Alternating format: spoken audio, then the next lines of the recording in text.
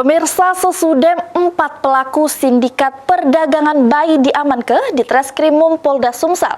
Dinas PPPA Sumatera Selatan bakal ngejuk pendampingan psikologi sama bantuan keperluan untuk emek sama bayi.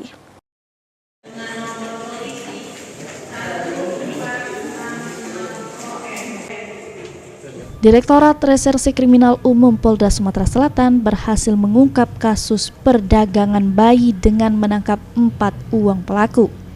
Menanggapi hal tersebut, Kepala Dinas Pemberdayaan Perempuan dan Perlindungan Anak Provinsi Sumatera Selatan, Fitriana, ngatuk ke pihaknya bakal ngejuk pendampingan terhadap emek sama anak melalui pendampingan psikologi pada emek yang jadi korban dari sindikat penjajuan bayi.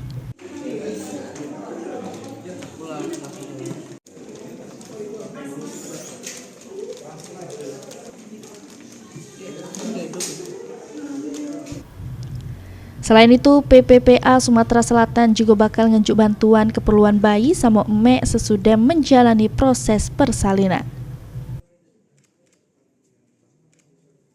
Dari sisi kita PPA, kita memberikan pendampingan khususnya terhadap ibu dan anaknya. Jadi ibu dari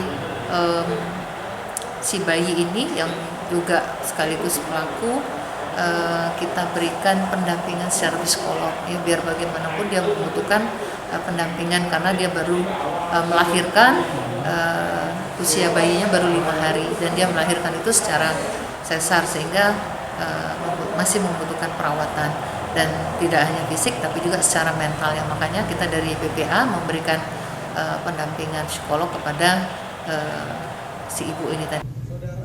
Berdasarkan data Dinas PPPA Sumsel sepanjang tahun 2025, periode Januari sampai September, terdapat 508 kasus kekerasan terhadap betina sama anak di Sumatera Selatan, 2 diantaranya merupakan kasus trafficking atau perjajuan manusia. Bisa diceritakan gimana bisa berhubungan? Eki Saputra, PAL TV.